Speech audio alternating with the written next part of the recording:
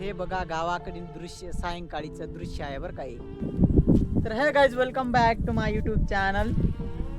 तर आजचा व्हिडिओ एवढा खास आहे की डायरेक्ट तुम्हाला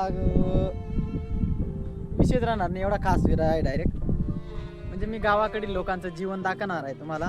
तर आणि व्हिडिओ जर आवडला तर लाईक केल्याशिवाय जाऊ नका. तर तुम्हाला मी आता दाखवणार आहे गावाकडील लोकांचे जीवन. तर जीवनावर आधारित एक कहाणी. तर पहा बरं का मित्रांनो, हे आहे आमचं ग्रामीण भागातील थंड पाणी राहण्यासाठी जुगाड.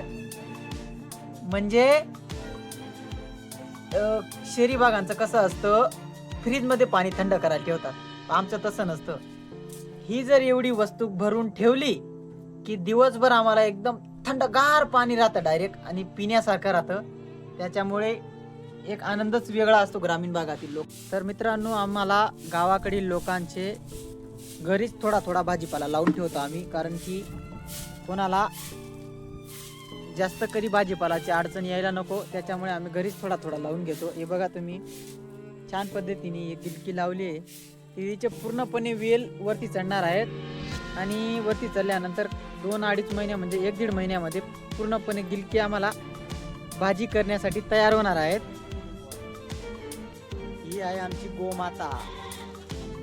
प्रत्येक शेतकऱ्याजवळ एक गोमाता असतेच, कारण की ती आमच्या वाडा वडील पासून आहे.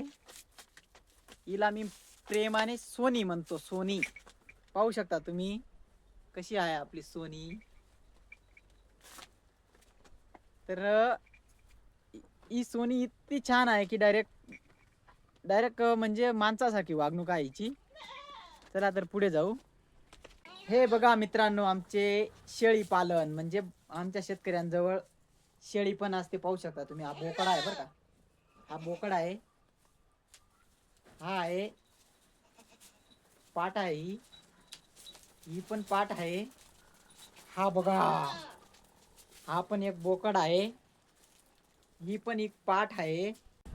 तर मित्रांनो, आजचा ब्लॉग कसा वाटला यावर एक नंबर असं प्रतिसाद द्या, आणि व्हिडिओला सपोर्ट केल्याशिवाय पुढे जाऊ नका. आणि मी व्हिडिओ कसा बनवतो हे पण तुम्हाला मी सांगणार आहे. तर व्हिडिओ शेवटपर्यंत पहा. त्यामुळे सर्वांना धन्यवाद.